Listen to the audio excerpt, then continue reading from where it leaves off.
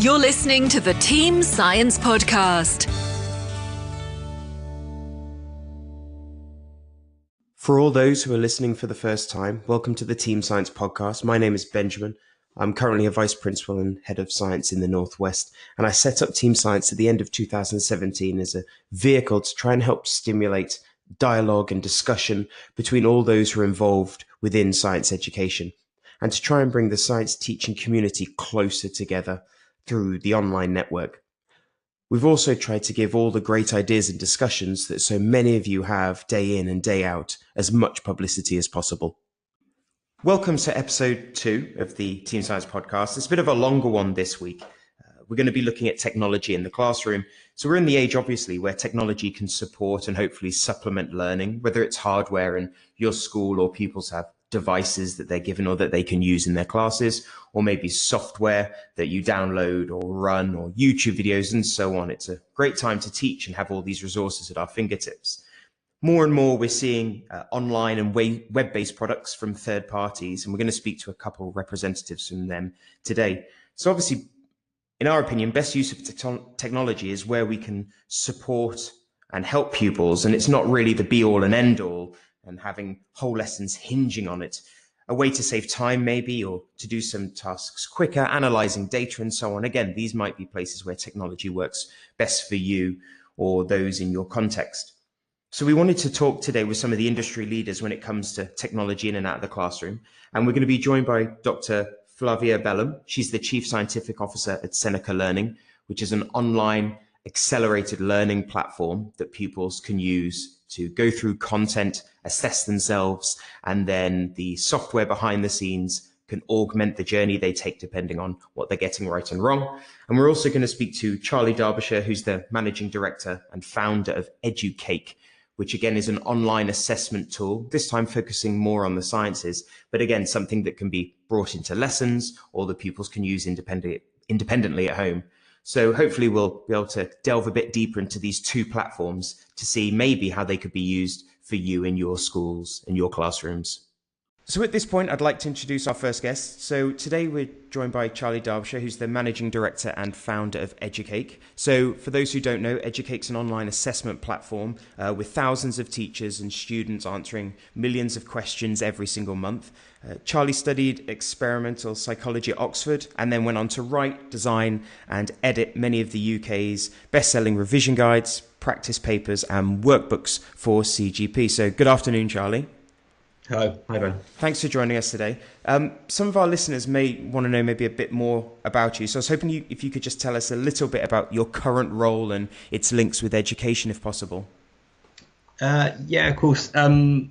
Currently, then, I'm running EduCake, and I founded that about 5 or 6 years ago, which is a online formative assessment platform. So for homework and revision, currently GCSE sciences, but we've got geography coming out in a few months. And obviously related to education, that's what I'm doing all the time. So partly talking to teachers about how they're using the platform so we can improve it, which we're doing all the time. And then also trying to find out about where education's going, what we need to do next, and just staying on top of things, really. And how long's EduCake been actually operational? I've only heard of it this academic year in my school, but how long have you actually had a product out there and people engaging with it? Well, that's a slightly difficult question to answer because the way we built EduCake was created a very basic version and then worked with teachers who are actually using it to build all the features that people see now. So we've had a version out for 5 years, but at the beginning it wasn't like what we did. You could kind of set tests and things, but you couldn't really do lots of the things we do now. So I'm going for about 3-4 years in its kind of current state. Sure, it's evolved since then and since that feedback from staff using it and so on. Yeah, definitely. Magic. And what's your background in terms of, we mentioned before, you're at university level, but what's your kind of career up until this point? Has it been involved with education? Have you been in completely unrelated fields? What's that kind of journey for you? Not really. I left university and I'm from the Lake District, so I went back there and started working for the time a relatively new company, CGP, who make revision guides, the kind of cartoon style revision guides. Yeah.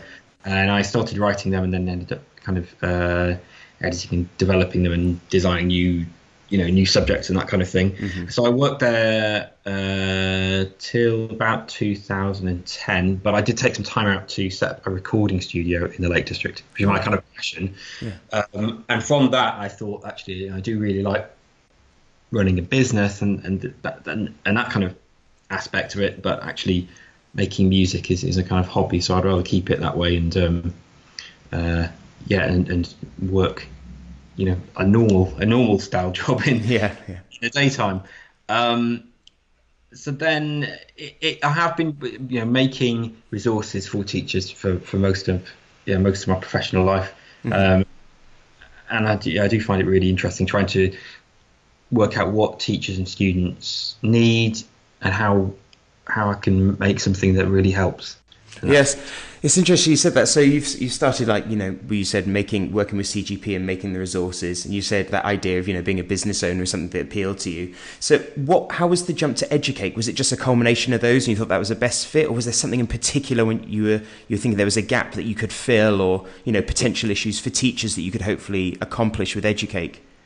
There were two things. One, most educational software was, and I think still is, really difficult to use under the time pressure that teachers are under. So my wife's a secondary English teacher, and I know that if something's not quite working right, as a teacher, you don't have time to spend a few minutes trying to fix it or get it working or something. Definitely, you've got to be teaching, and you need to be managing your class and how they're learning throughout the lesson, as well as you can't be doing that at the same time as trying to answer a support email or something. So what I wanted was something that was very, very straightforward, clear to use, but at the same time really kind of rigorous. So we've got thousands and thousands of questions that we've written, and that's the kind of rigor, and it's all linked to different specifications, but we've made it really easy to use.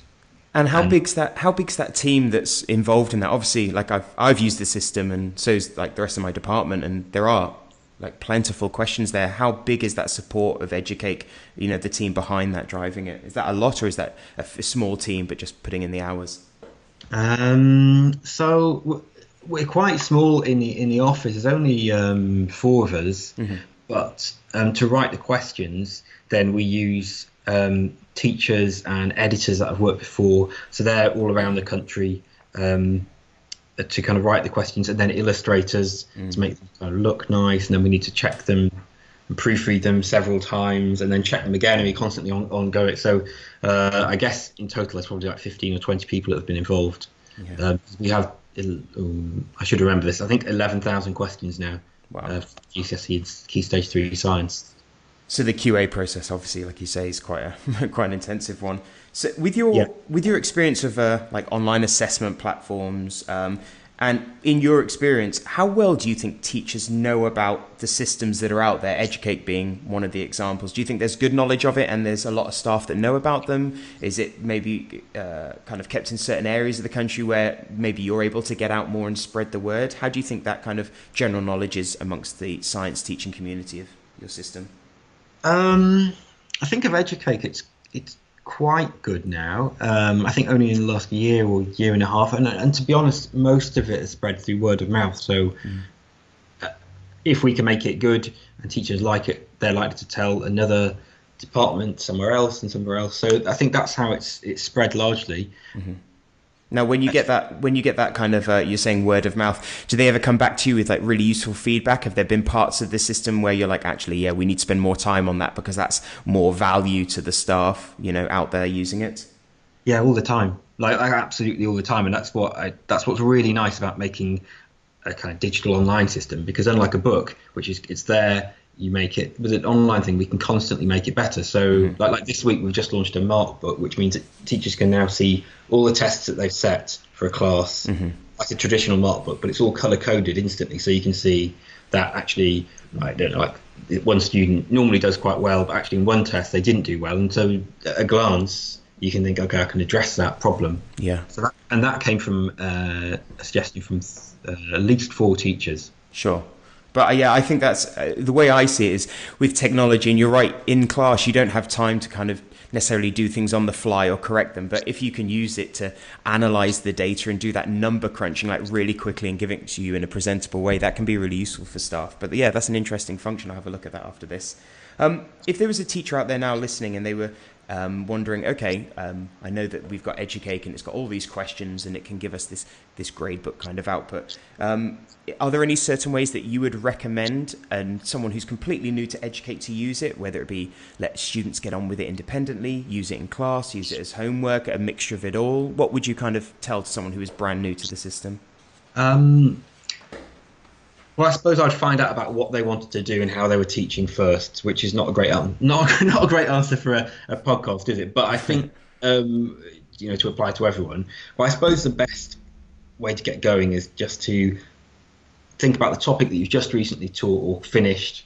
Let's say, I don't know, like anaerobic and aerobic respiration, and you think, okay, well, I'm going to set a quick test on that for the students to do in the next week. So you can just click anaerobic respiration, see some questions that come up, you can deselect them or you can just use all of them straight away, assign that to a class and tell them to log on and complete their work, and then in a week later you can review their work and any feedback they've given you. I think that's probably the best way to get going, and that's what it's kind of designed for straight away. But then also now it'll create tests for students automatically based on their strengths and weaknesses, and that's the kind of thing that students can do. So you could encourage students to do that, particularly at this time of year. Yeah, in the run up to the exams, definitely.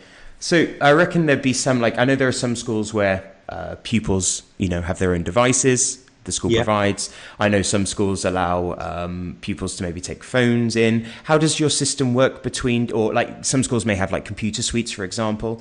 How does your Educate work between different devices? Does it matter at all? Does it work better on some and so on? It doesn't really matter at all. I mean, I suppose it works on all devices. That was really important to me. I wanted it to be used on any device with a reasonably modern web browser. So you don't have to install an app or anything like that. There's no barrier. You just got a browser, you open it, there you are. People tend to use kind of laptops or desktops or tablets.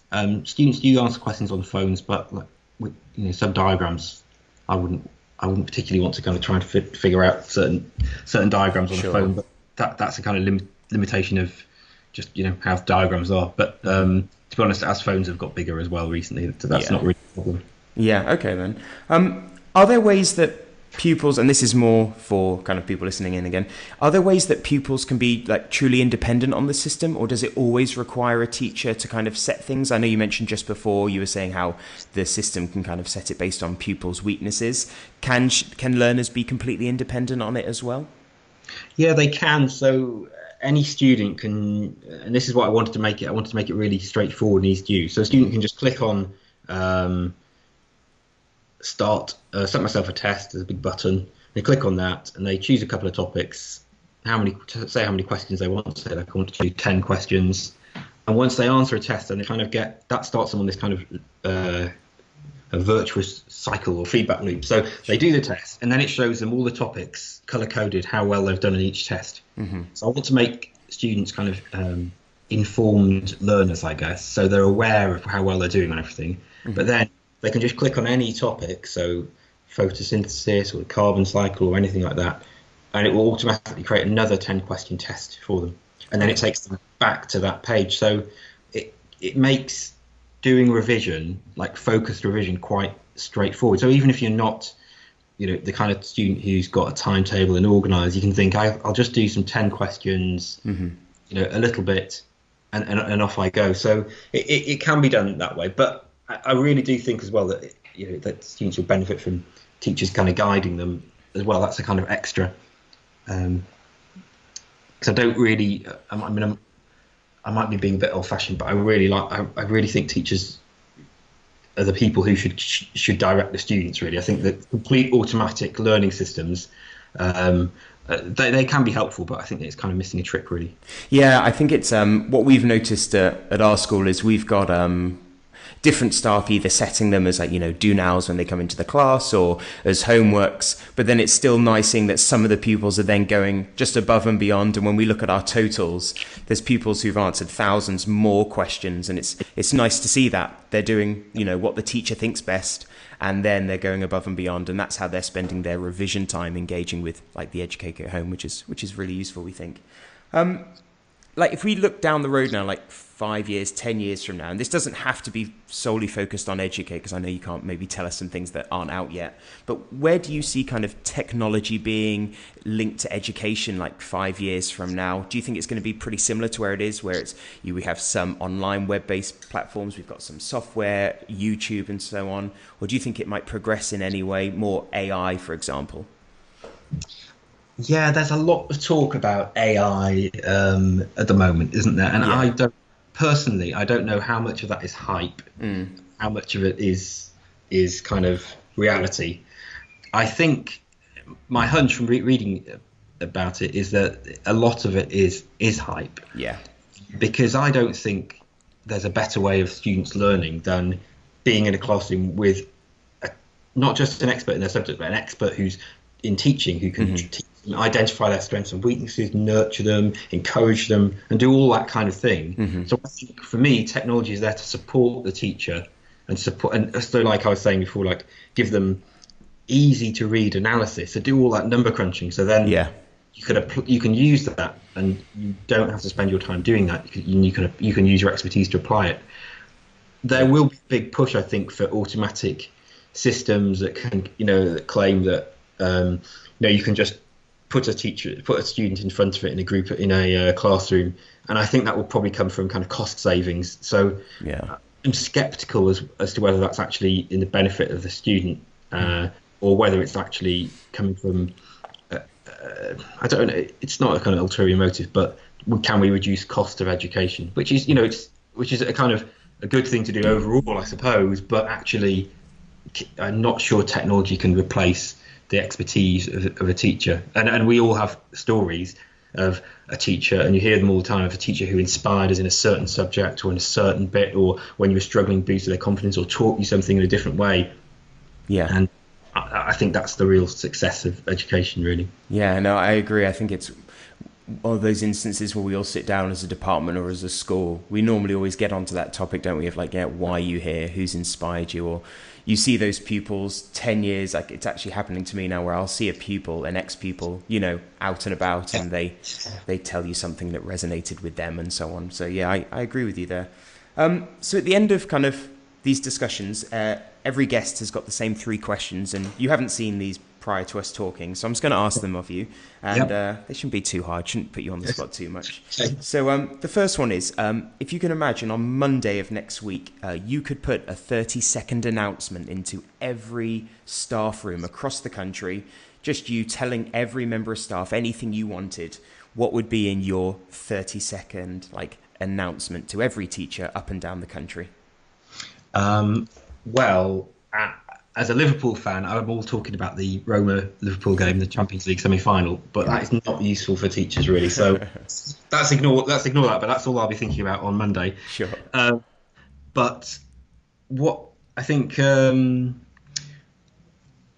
Educate can save teachers time at the same time as engaging students and helping teachers teach. And that's the big thing. So we save teachers an average about 5 hours a week of marking and planning. The students get better feedback, and also the teachers get better information about students without doing extra work. So I think it's trying Educate. We've got a free trial. And seeing if it is well, I mean, obviously I'm extremely biased, but I think it's worth a go for a little bit of time anyway. Okay, perfect. That's not a very hard sell, is it? I should have done a better job. No, it's okay. That was fine. You're good. The second one was, what advice would you give yourself at the beginning of your career if you could go back? So this could be the beginning of setting up Educate. It could be all the way back when you're working for CGP. But what advice would you give yourself? Oh, right. I would say, let me think. When I was 21, I think I was probably quite overconfident, as people are. Experience does matter, And also not to worry about what you want to do, because actually when you start your career, you do one thing and then you kind of think, oh, I like this, but I'm not sure about this. And actually people find themselves in the career that they want to. So not to fret about that. I think that's a big thing. And for any kind of people at university, like, don't worry about, what you start doing is not necessarily what you're going to be doing forever, and you'll find something that you really like. Yeah, I agree with that one. Okay, and the last one of these tricky team science questions. So you're obviously involved in the online and education industries. What is the one thing that you would always tell your kind of non-education based friends is the best part of your job, or someone who doesn't have their own business but is in your circle of friends? What do you tell them is the best part about your job? The best part is that I get to do different things all the time and learn things all the time.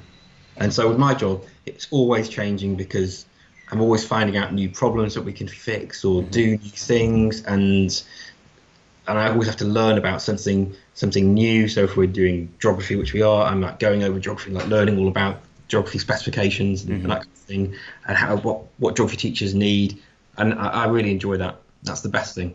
Fantastic. Okay, so like a bit of a call to arms now for everyone listening. Where could they find out more information about Educake if they wanted to kind of go away from this and go, yeah, I want to sign up to that trial?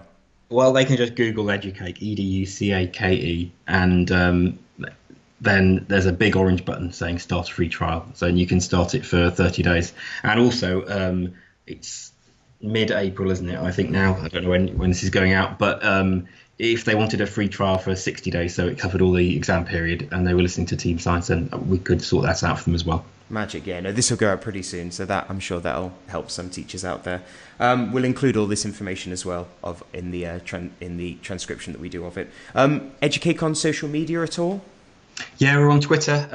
We don't really do much kind of stuff about Educake, but instead what we do is just tweet interesting science videos and kind of animations and anything we find that's interesting. So if you need kind of ideas for lessons or anything, or just like seeing different things exploding or whatever it is, then have a look at that. Perfect. And obviously, if anyone's listening on the Anchor app, then feel free to leave us a voicemail or a question, and we will send it to Educake for them to try and answer as best they can. So I'd like to take this opportunity to thank you, Charlie, for taking the time to speak with us on our second Team Science podcast, and hopefully we can share this idea of online assessment and formative feedback with all the listeners. So thanks very much for your time. Thanks a lot. So we're now moving on to our second interview, and while the sound quality isn't perfect, if there's anything you're struggling with picking up, the full transcript of the interview is available on teamscienceedu.co.uk. So at this point, I'd like to introduce our guest. So today we're joined by Dr. Flavia Bellum. She's the Chief Scientific Officer at Seneca Learning. Dr. Bellum applies findings from neuroscience to a unique learning platform that we're hopefully going to be able to discuss in a bit more detail. She has a PhD in cognitive neuroscience at the University College London, and she used behavioural and brain imaging techniques to investigate how people of different ages memorise emotional events. So good afternoon, Flavia. Hi, good afternoon, Ben. How are you? I'm very good, thanks for asking. I hope there's quite a lot there actually to go through. I hope I got all that right. So some of our listeners may want to know just a bit more about you and your current role. So I was wondering if you could give us a bit of context in terms of what you do at Seneca and what the company aims to kind of get from its being in existence, if that makes sense. Yes, of course. I am, like you said, the chief scientist here, and Seneca Learning is a social enterprise. So we aim to We have two different products. One of them is aimed for corporations that they pay, and the other one's aimed at schools, and that one's given for free. Yeah. So the whole idea of the company is to make sure that education is as equal as possible. At least we're trying to. Yeah. So we provide all these courses for free. And Seneca Learning has the idea of applying science to education. So we have our own platform that covers all the GCSE subjects. Mm-hmm.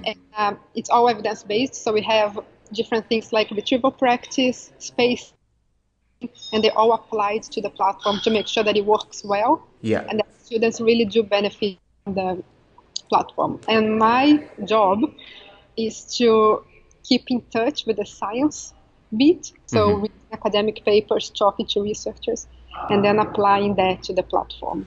Perfect. Okay. I think that's a good, perfect answer. Actually, give us an idea of kind of where you're coming from. So what's your background, kind of like your journey from maybe when you left school, getting to this point now? Like what were the kind of decisions and those ideas that resonated with you that brings you to this point in your life now? Yeah, I'm from Brazil, so I studied biology there. Yeah. And I also had a teaching degree. So I worked as a biology teacher for about 2 years. I really enjoyed that. But then I moved to London to do a PhD. So now I completed my PhD in cognitive neuroscience at UCL. Yeah. And since then, I have been working at Seneca. So I liked research. I like science, period. I like science. Yeah. And I thought I really liked doing research, but my PhD decided that I prefer to apply research to other things than to do research myself. So that's why after finishing the PhD, I left academia and joined the company where I can hopefully use what I learned and what other researchers are doing to improve education. Yeah, fantastic. It's interesting that you have, like you say, a couple of years of actual teaching experience as well, which is kind of useful as well because you have that view from in the classroom of maybe either what pupils need or what staff are wanting, you know, in their day-to-day pedagogy and practice as well, which I'm sure can be quite useful for you. Yes, absolutely, because sometimes you read a paper on an international journal, and think, this would work very well, but then you actually talk to teachers and they have a completely different experience, so that thing doesn't really apply in practice. So it's good to have both points of view. Perfect. All right then. So there's just kind of a few questions we've got now that we've got from people who've kind of emailed in and so on. So the first one was, with your experience of, you know, you've obviously researched how people learn and the different theories out there, and in your context and experience of working with Seneca, how well do you think teachers or educators know about the science behind learning, like the actual theory of how people learn? Do you think that's well known amongst teachers, or is it a bit of a mixed bag depending on where you go to?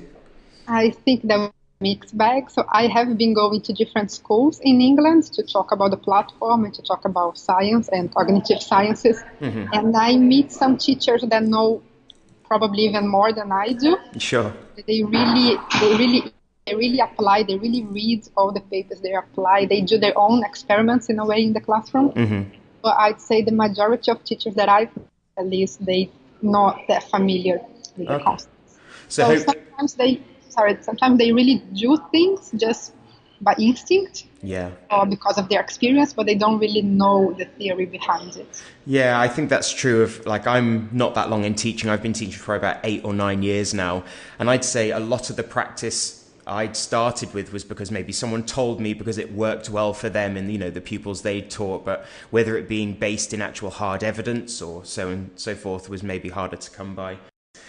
So if there was a teacher out there who wanted to, after this, go to the website and find out about Seneca Learning, do you recommend it for pupils to use independently as part of a classroom activity, as homework, or does it not really matter and you just want people engaging with it? Or did you have a viewpoint on which might be of more use for the pupils' learning? Yeah, so the platform is still growing. So we launched it in March. So some things are already done and working perfectly well. Some things we're still improving. So right now, I'd say the best thing is to students use it as revision when they're home. So independent learning. The teachers can give them tasks to do. So we are working on a platform. So it was launched officially on Monday. Okay. So right now the teachers can see how many students signed up to their classes. Sure. They can't yet see how each student is doing. So when that feature is available, then I think it will be better to use it as part of the classroom, as part of teaching itself. As in addition to using their revision guides or flashcards or anything else that they're using. What other resources? Yeah. Okay. The sessions are very short. So they're about 10 to 15 minutes each. So you can mix with other methods and you can do more than one. You can do several of them. Okay, that's useful. Thanks for that. Perfect. Yeah. So having been on Twitter myself and looking at some of these, the terminology and the discussions people are having behind how pupils learn and cognitive sciences, I've just got a couple kind of key words here or techniques or theories. And I was hoping that if I asked you for one, if you could kind of tell us and the people listening what they actually mean and what that might look like, either from the point of view of how a teacher might plan considering this term or how it might affect a pupil's revision. And I think that might help, just with a bit of the knowledge for the people listening who may not have come across the terms before. Yes. So the first one was retrieval practice. So just for the people listening, what does retrieval practice mean, and how might that be implemented by a teacher or by a pupil in their day-to-day teaching or revising? So retrieval practice is the idea that you learn more if you're actively answering questions instead of passively reading notes. Okay. So the way I think about it is, if an exam question is a maze, and then the right answer to the question is the exit to the maze. So if you're always reading the notes, then you only have the one path that leads you to the exit. Sure. If you practice questions, if you practice actually putting your mind to work the problem and finding out solutions and finding out the answers, then you create new memory routes, and then it's easier for you to get to the exit than if you're just reading the same thing. So for students, the more questions they can do revision, the better. So they can, of course, use Seneca Learning because we have hundreds and hundreds of questions. But they can also download past papers. They can use flashcards. I also recommend that they write their own questions, and their friends write their own questions, and then they exchange them. And for teachers, they can implement that into the classroom. So every day or every 2 lessons, low-stake quizzes. So the idea is that you use assessment for learning instead of assessment of learning. So you use the tests for kids to learn more instead of for you just testing how well they know something or not. Sure. Okay. And when the pupils are doing those exam questions, not having any notes with them, but just using their notes and exam guides to check their answers and to kind of top the answers up, would that be fair in terms of when they're working through those papers? Yes. So there's something called desirable difficulties. And that's the idea that you need to work. So it doesn't need to be impossible, but it needs to be slightly difficult so that it works. Sure. So I read in one blog that I can send you the link later. Yes, please. They suggest that first you try to answer everything without checking any notes, and you write that in blue, let's say, and then you try again reading your notes and you write that in black. And you ask your friends, ask your teachers, and you write that in orange or something other color.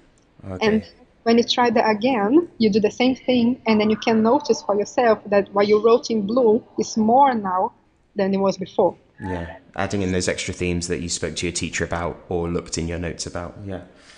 Okay. The next one then, again, kind of what does it mean for everyone listening and what that might look like in the real world? We've got spaced practice. Yes. So spaced practice is basically the opposite of cramming. So another analogy that I think it's useful is if you're practicing for a race that's going to happen in 10 weeks, you can do 50 hours of practice over 3 days and then not do anything, or you can do 5 hours a week every week. And if you do the second way, then you're going to be much more prepared for the race than if you do everything at the beginning or everything at the end and nothing in between. Sure. So spaced practice means that you need to redo things after a while, because every time you learn something, you forget that. But if you learn that again, then you're going to forget it more slowly. And if you learn it again, you forget it more slowly and more slowly. Okay. Does that implement anything for the teacher? Can teachers do anything with spaced practice in terms of when they're delivering content, or is it more for pupils revising, do you think? I think both. So even on the quizzes that I mentioned before, so if you're giving your students a low-stake quiz today, it doesn't need to cover only the previous lesson. It can cover lessons from 2 weeks ago or 3 weeks ago. And I've also seen other teachers saying that they give different marks. So if the kids can answer something from the previous class, they get 1 mark. And if they can remember something from 2 classes ago, they got 2 marks or 3 marks. Sure. So you facilitate that they are learning things from the past. Okay, yeah, that's really interesting on that one. Okay, so the third one the third of our 4 is dual coding. Would you be able to shed some light on that one for us? So dual coding comes from the idea that every time that you learn something, you have your verbal and your non-verbal processing. So if you can connect the two, then things get easier. So one example is if you think about I don't know, photosynthesis, and you can write a whole paragraph about it, or you can have a mind map, which is the classic example, or you can have a diagram, or you can have a color-coded equation. Sure. So it just makes it easier for you to understand, and it also makes it easier for you to remember if it's information that you have to remember for your exam. Okay, could you do the same for like so a teacher, if a teacher was going to share an idea or an equation or a concept, the idea that they could have the text available to the pupils, but then also an animation of what's going on, and then is that the same kind of idea of dual coding, giving pupils different ways of like interpreting the same information, or is it not quite the same as that? Yes, it is, but it's just important that you don't do too much, that you don't overdo, because we only have a limited ability, limited capacity to process things. Sure. So if you do a video, if you show a video and you're talking at the same time and you're asking them to write notes at the same time, they're probably not going to do any of them right. Yeah, definitely. So you need to connect things that are very easily to be connected, but without overdoing. That makes sense. Okay, and the last one on our list here of kind of like key terms is interleaving. Now, this is the one that I'm most comfortable with, and I think it's been brought up, especially with teachers when it comes to planning. But just in case people don't know, what is interleaving in the grand scheme of like how people learn? Yeah, so interleaving means the opposite of blocks. So instead of doing 5 hours of geography followed by 5 hours of English, you do 1 hour geography, a bit of a break, then 1 hour English, then you go back to geography, then you do physics. Okay. And that works better because your brain is more rested, so you don't get that tired. You also get breaks. Yeah. And especially for when you have to answer problems like equation problems or calculus problems, then if you know that this is a chapter about, I don't know, acceleration in physics, then you already know that you have to use that equation. So it's better if you sort of randomize the questions, because then you have to learn from the question itself how to answer it, instead of already having pre-programmed in your head and already know what to do even before reading the question. So that's... Yeah, that makes sense. I like the idea of, so with the pupils revising, don't just do 5 hours of French or, prior to the exam, kind of chunk it up. For teachers, how might interleaving work for them? Is it simple as, okay, this is the content we need to get through in 3 years, we need to kind of chunk it up a bit more than we would have done, or does it go a bit more complex than that? Yeah, I think for teachers it's a bit more complicated just because you have the school timetable. So sometimes it's not as flexible as an individual teacher would like. Yeah. But it's doable. So yeah, it's like for kids. For kids, they have to have a timetable as well for the revision. And I think for teachers, if they can implement interleaving together with spacing, that's the ideal. So if they teach a bit of content A now, they plan to teach content B in 2 weeks, or content A again in 2 weeks, then you can have content B in between. Oh, gotcha, yeah. Okay, then perfect. So what we do at this point now is we have 3 questions that we ask every guest every time they come on the show. So I'm going to give them to you now. You've not seen these questions before, but it would be interesting to kind of know your take on them, if that's okay. So the first one is, imagine you could make a 30-second advert or announcement that goes out to every single staff room tomorrow morning, every teacher up and down the country. What would you say to the staff? So I would tell them to definitely try Seneca Learning, because we've been giving very, very nice feedback from teachers and for kids. And so the exams are almost here. We have almost all the CSC subjects and almost all exam boards. And we offer them for free. So the platform is free, is exam board specific, is evidence informed, like I told you, and it's actually engaging. So we have images, we have diagrams, everything that I mentioned before, videos, even GIFs. They're all included in the platform, and lots and lots and lots of questions. Perfect. So I'd say that tomorrow teachers can just log into the platform, see for themselves, and then just tell students to start using it, because it really will help them. Okay, fantastic. The second one is, what advice would you give yourself at the beginning of your career? This could be your teaching career or, your PhD. If you could go back, what advice would you give yourself? I think I would tell myself to do more science communication outreach because I think the researchers sometimes spend too much time in the lab. And in my case, it was a basement lab with no windows, and you're just not in touch with anybody outside. Sure. So sometimes you may think that you're doing something that's going to have very big, very nice applications. But if you don't really talk to other people, then you won't know. And it's also a way to give back. So, like we said before, some teachers don't really know about these new cognitive science theories. So, if the researchers can go to teachers, the teachers can know about it, and the teachers can definitely give them important feedback into how to do research again. Brilliant. Okay, thanks for that. And the last one, what thing do you always tell either your non-teacher or non-scientist friends is the best part of your job at the minute? What's the best thing that you would tell to your non-specialist friends? So at the moment, I actually really enjoy talking to teachers.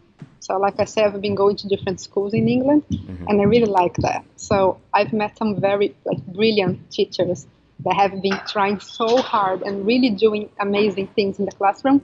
And I've also read about, workload and all these complicated things about teaching here in this country. Yeah. But they really do amazing things, and I'm always very impressed and very happy that students have the opportunity to have such incredible teachers with them. Oh, fabulous. I'm sure people love the sound of that. Okay, so now just more for people who are listening, and we can kind of direct them to where they need to go. If anybody wanted more information or wanted to sign up, what's the web address, or where could they go to find out more about Seneca Learning? So the website's www.senecalearning.com. Perfect. So it's very easy to find. If you just Google Seneca Learning, you'll find it. Yep. People can also follow me on Twitter. So I am Flavia Bellam, PhD. And I'm also posting things. I'm always posting things on Seneca and also on cognitive sciences. Perfect. Yeah, we'll include the link to all that in our description of this as well. So if anyone's listening on the Anchor app, then you can feel free to leave us a voicemail or tweet us with your questions, and I'll make sure Flavia gets those over the coming week. I'd just like to take this opportunity to thank you, Flavia, for taking the time to speak to us here on our second podcast, and hopefully we can share the science of learning and the message of Seneca Learning to the people that will get listening through the week. So thanks very much for your time this afternoon. Thank you very much, Ben. Thank you. Very nice to talk to you. We'd like to thank you for downloading this podcast, and a special thanks for everyone who made this particular episode possible. If you want to find out more about Team Science or any of the topics that we've discussed in this episode, you can find all the details over on our website, which is teamscienceedu.co.uk, or you can go to our Twitter page @teamscienceedu.